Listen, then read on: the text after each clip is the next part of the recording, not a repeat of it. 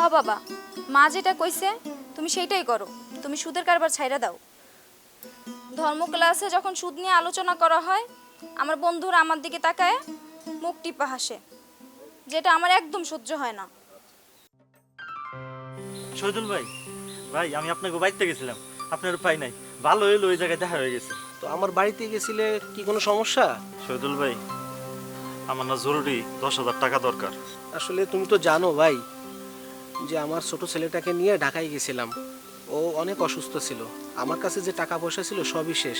আর আমি তোমাকে কখনো তো ফিরাইনি, আমার কাছে থাকলে আমি তোমাকে দিছি। তোমরা কাজ করো না, তোমার মামার কাছে যাও না, তার তো টাকা পয়সা কোনো অভাব নাই। মামা তো সুদখোর, আমি সুদের টাকা নিতে চাই না ভাই। আরে তুমি তার ভাগনা, সে কি তার নিজের ভাগনের কাছ থেকে কি সুদ নেবে? তোমার কাছ থেকে সে সুদ নেবে না। তুমি যাও, তোমার মামার কাছেই যাও। তা ঠিকই বলছেন। আপনি যখন বলতেছেন সুদ নেব না, তাহলে আমি মামার কাছে চাই দেখতে পারি। আচ্ছা আচ্ছা ভাই, আচ্ছা, যাই। ভাই। আসসালাম।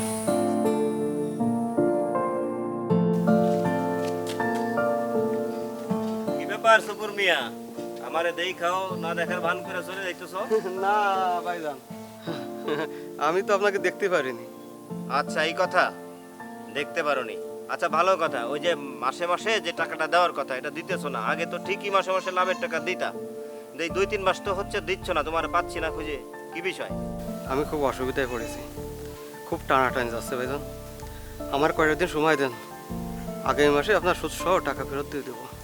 আচ্ছা ঠিক আছে, তো আগামী মাসে ঠিক মতো দিও। ঠিক আছে, মনে থাকে জানো কথাটা। আচ্ছা ঠিক আছে ভাইজান। আর শোনো, ওই বাড়িতে গিয়ে যেন তোমার এবার ধরে আনতে হয় না, ঠিক আছে? আচ্ছা ঠিক আছে ভাইজান। আরে টাকা দিব না মানে? ওর বাপে দিব টাকা, ওর বাইন্দা রাখ, আমি আইতাছি। বাইন্দা রাখ। হ্যাঁ, আসসালাম মামা। ওয়ালাইকুম আসসালাম। আরে বাইক না, কি খবর? মামা, আছি কোনো রকম আপনাকে দুবাই। আচ্ছা আসছো, ভালো কথা।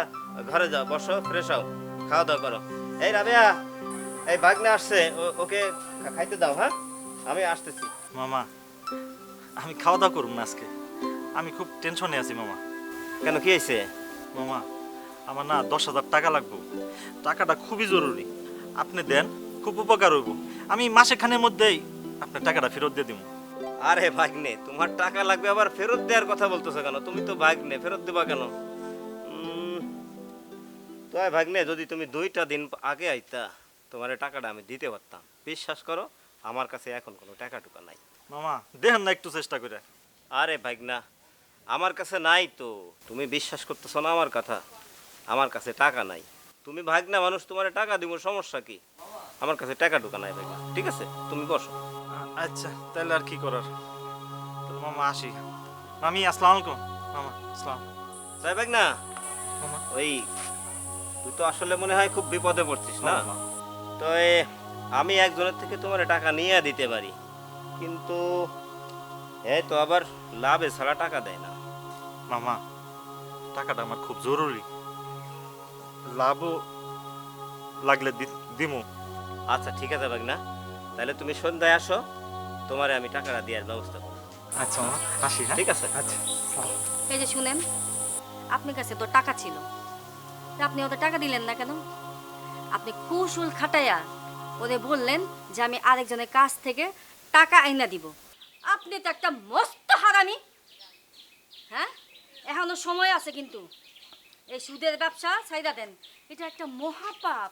আমি বাইরে যেতে পারি না, মাইসে আমাদের কয় সুদ করে দেবো। সি সি সি সি সি সি আরে সি সি করে, মানুষ তো বিপদে পড়লে আমার কাছেই আসে, উপকারটা তো আমার কাছেই পায়, তাই না? আমি তো উপকার করি সবাই। বাবা, মা যেটা কইছে তুমি সেইটাই করো। তুমি সুদের কারবার ছাইড়া দাও। ধর্ম ক্লাসে যখন সুদ নিয়ে আলোচনা করা হয়, আমার বন্ধুরা আমার দিকে তাকায় মুখ টিপা হাসে, যেটা আমার একদম সহ্য হয় না। তোমরা ঠিকই কইছো, আমিও অনেক ভাইবা দেখছি এই সুদের টাকায় কোনো বরকত হয় না, কোনো বরকত নেই। তো যাদের কাছে টাকা লাগানো আছে, আমি তাদের টাকাটা এবার সব তুইলা এই সুদের কারবার ছেড়ে দেবো রে মা। যাদের কাছে যা পাওনা আছে, এদের কাছ থেকে আর কোনো সুদ আমি নিব না, আর কোনো সুদ নিব না।